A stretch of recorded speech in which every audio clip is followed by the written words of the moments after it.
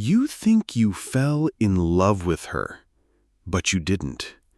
You fell into something older, something you've known your whole life, even if you never had a name for it. It wasn't her voice that drew you in. It was the echo, the familiar scent of an absence you've been chasing since childhood. You call it chemistry. You call it fate. But it's just the old emptiness putting on a new face. She feels like home, not because she is home, but because she reminds you of the place you've been trying to escape. The truth is, you don't love her, not really. You love the chance to finally fix what broke you, the chance to finally earn the love you never received. And that's why you can't walk away, even when you know you should. This isn't about her, and it's not even about your mother anymore. It's about the boy in you who never let go. Because letting go would mean admitting that the only love he ever knew was the one that left him empty. Jung once said, "Every man carries a woman inside him. Not a fantasy, not a memory, an image, a presence, a silent inner figure that watches from the depths of his mind. This is the anima. She is the feminine side of the male psyche, and she is not optional. She is the other half of you. You meet her in dreams, in sudden moments of inspiration, in the women you can't stop thinking about. She is the voice that whispers in your longings and the shadow that stirs in your fears. But here's the truth most men never realize. Your anima is not born from love. She is shaped, and the hands that shape her are your mother's. When you were a boy, your mother was the first woman you ever knew. Her face, her voice, her scent became the blueprint for the feminine inside you. If she was warm, your anima learned to trust. If she was distant, your anima learned to ache. If she was unpredictable, your anima learned to fear. She didn't just raise you. She built the woman you would carry within for the rest of your life. And here's what most men never notice. This inner woman is not neutral. She doesn't just sit quietly in the background waiting to be discovered. She acts. She interferes. She reacts to every woman you meet as if she's guarding the gates of your heart. Sometimes she opens those gates too easily because she's desperate to be seen.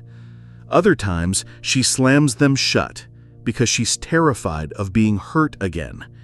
And the strangest part, she decides long before you do. By the time you think you're falling in love, your anima has already made her choice. This is why love can feel instant or impossible. It's not your logic, it's her memory, her unfinished story playing itself out through you. And this inner woman does not stay silent. She lives through you. She chooses for you. She tells you when you're in love and when you're not. But there's a problem. If your relationship with your mother was incomplete, painful, or confusing, your anima becomes wounded. She turns from a muse into a ghost that haunts every relationship you have. You start to project her onto the women you meet. You think you're seeing them, but you're only seeing her. You're looking for the warmth you never felt, or you're bracing for the rejection you've already lived. And every time you fall in love, you're not meeting someone new. You're meeting the same inner figure, the same unfinished business, over and over again. This is why some men feel drawn to women who hurt them, and others to women they feel they must save. It's why some crave chaos, and others control. Because in the deep, unlit places of the psyche, Love is not about the present. It's about the original woman inside you.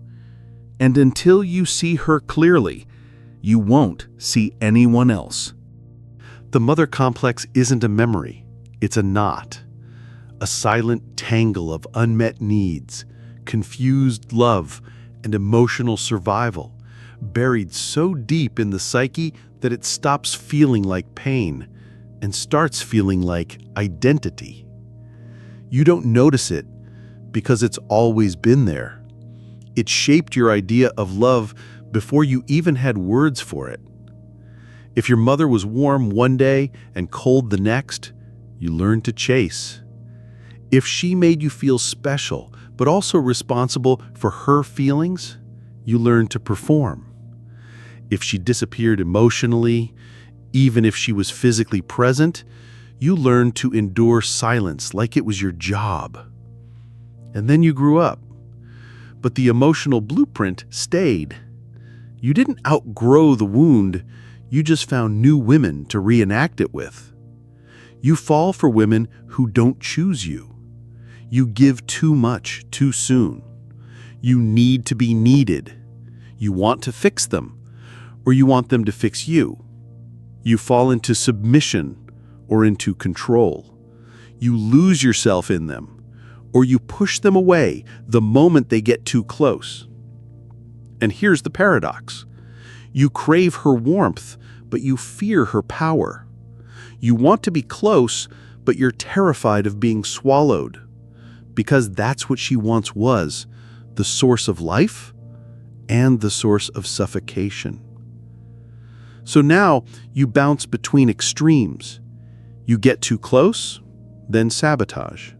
You give everything, then shut down.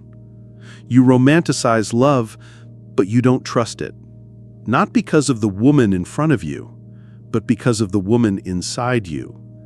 And every time you think this one will be different, but it never is, because the woman in front of you isn't the real problem. She's just the latest mirror. What you're really in love with is the emotional choreography, the dance of pain you've memorized since childhood. You know how to beg.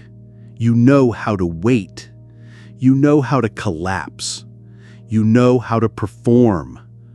But do you know how to simply be loved? This is the real tragedy of the mother complex. You don't fall in love with women, you fall in love with roles. Roles you learn to play. Roles you need her to play. So you can feel safe again, or hurt again, or invisible again. Because deep down, part of you still believes that if you can just get it right this time, she'll finally stay, finally choose you, finally love you in the way you always needed. But she never does, because she's not your mother, and because you're not that boy anymore, unless you keep acting like him. You think you're falling in love, but you're not. You're projecting. You don't see her, you see need. You see absence. You see the ghost of your mother disguised as desire. Your anima isn't just whispering, she's screaming. Screaming, maybe this one will stay. Maybe this one will love you enough to forget the first one didn't. And that's why it feels so intense. Why it feels like fate. Why you say, I don't know why, but there's just something about her. Yeah, there is. That something is your trauma. You don't love her. You love how she fits your unfinished story. You love how she triggers what you've already rehearsed. You love how your pain feels familiar in her presence. You don't want a partner, you want a portal, a way back to the scene of the original wound. So you fall for the woman who abandons you, because part of you needs to replay abandonment until you finally win. You fall for the woman who manipulates you, because part of you wants to prove that this time you'll be strong enough to survive her. You fall for the woman who puts you down, because part of you still believes that if you work hard enough, you'll finally be worthy of love.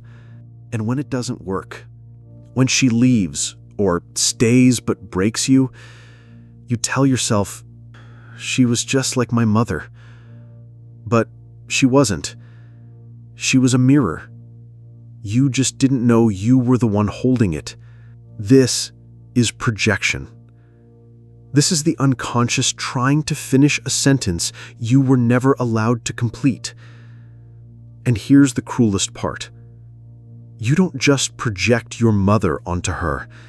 You also project the boy you used to be onto yourself.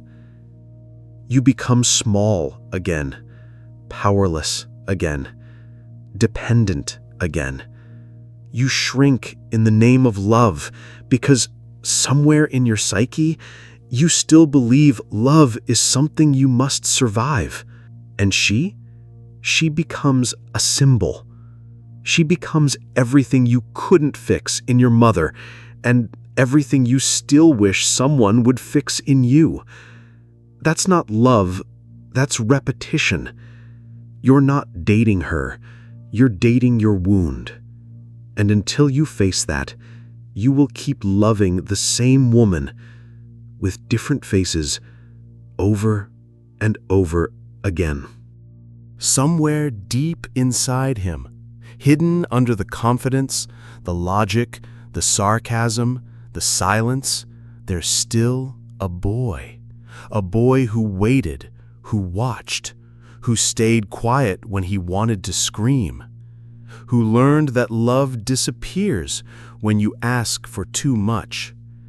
He used to wait by the window or behind the door, counting the seconds until she came back, if she came back. And when she didn't, he didn't cry. He made excuses for her. She must be tired. She's going through a lot. She'll love me when I'm better. That was the first heartbreak. Not the absence of love, but the belief that he had to earn it. So he tried. He became the quiet one, the smart one, the helper. He cleaned the messes, smiled through the tension, tried to be what she needed so she wouldn't leave again.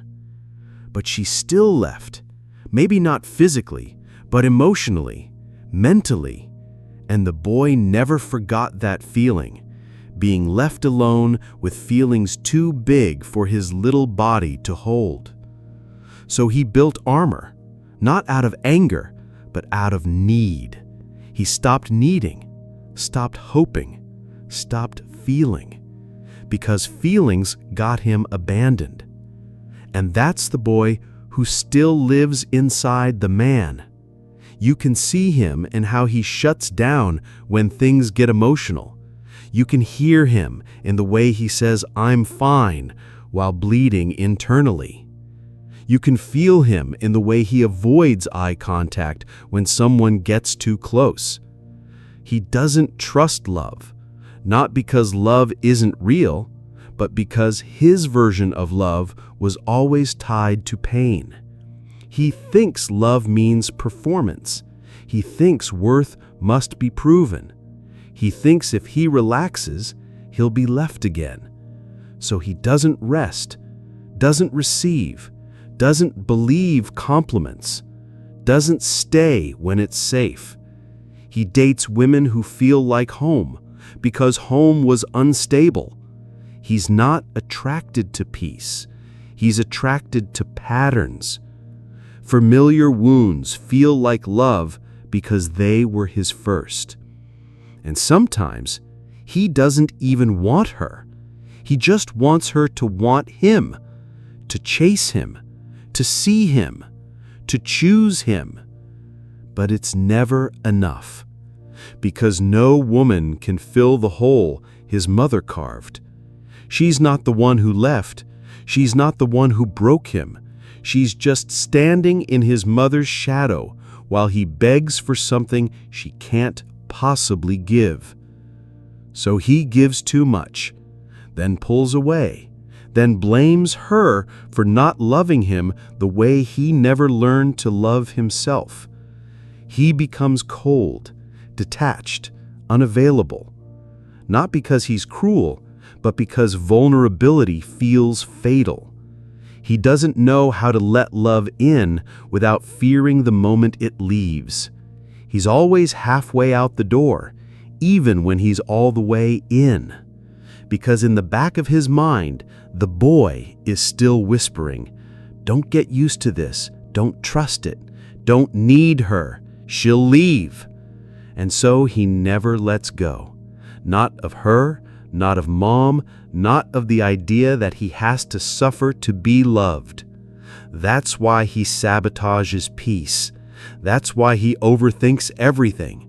That's why he chooses women who make him feel small. Because part of him still believes, if I can just be perfect this time, maybe she'll stay. But she won't, because she's not real. She's a ghost, a projection, a mirror of the wound. And until the boy inside him is seen, heard, held, every love will feel like loss. Every goodbye will feel like proof. Every woman will feel like a test he can't pass. And he'll keep calling it love, but it's not love. It's longing, it's fear, it's trauma, dressed as romance. He doesn't need a girlfriend. He doesn't need a savior. He needs a funeral for the boy who kept waiting, so the man can finally come home. You can't heal this by trying to become what your mother wanted. You can't fix it by saving broken women. And you won't find peace by looking for a perfect version of her. The way out is not forward, it's inward. You must descend, not escape the mother, but finally face her. Not the woman she was, but the part of her you swallowed whole. Her pain, her silence, her shame. The part she never metabolized and unconsciously made you carry. Because you weren't just her child, you were her emotional partner, her secret container, her mirror. You became whatever she couldn't be. You protected whatever she couldn't hold. You absorbed whatever she couldn't name. But that's not love. That's fusion. And fusion is not connection. It's enmeshment. It's what happens when the mother's energy devours the boy's identity and calls it closeness. You never left her because you never had yourself. So now the work is not to find someone new. It's to finally become someone true. This is where individuation begins, not in rebellion, but in differentiation. You stop projecting the ideal woman. You stop blaming the real woman. You start creating your own inner woman, the mature feminine inside you. And you let her guide you back to yourself. Because there is no initiation without death. You must let the son die. The one who kept chasing validation. The one who made love into a rescue mission. The one who still thought he was broken and needed her to make him whole. He must die so the man can be born. The one who no longer needs to be chosen. The one who can face rejection and still choose himself. The one who stops romanticizing chaos and starts holding structure. This is what the father archetype really means. Not the literal father, but the one inside you. The one who offers strength, order, vision, and truth. You don't need your mother to love you again. You need to learn how to love yourself like a father would. That's what the boy has been waiting for all along. But individuation isn't just the path of healing. It's the death of illusion. The illusion that love will save you. The illusion that someone else will make you whole. The illusion that pain disappears if you just try hard enough to be chosen. This is the moment you stop performing for your mother's ghost. Stop chasing in women what your inner boy was denied. Stop collapsing your identity into someone else's presence. Because healing doesn't feel like power. At first, it feels like grief. It feels like facing the love you never received and choosing to live without it anyway. Not bitter, not numb, but awake, with open eyes, and a heart that no longer confuses pain with passion. This is the wound becoming a threshold, not to go back, but to go through. This isn't about your relationships. It's about the wound you kept loving through, and the boy who still thinks he's broken. But he's not broken. He's just been waiting for you to stop searching for her and start becoming you. Not the perfect man, not the hero, just the one who no longer abandons himself. You've been looking for home, but maybe home isn't a woman. Maybe it's the moment you stop being the boy and finally manages to be the man he always should have been. If this moved something inside you, stay. We're building something for those who don't fake it. Subscribe not just for the content, but for the confrontation. And if this left a wound, maybe it was meant to. Sometimes the best way to go deeper is to share the pain. Share it. Someone out there still thinks love will heal the boy, still thinks being chosen will fix the wound, still calls the pattern fate. But this video wasn't meant to heal them. It was meant to expose the spell, the illusion, the longing that kept choosing for them.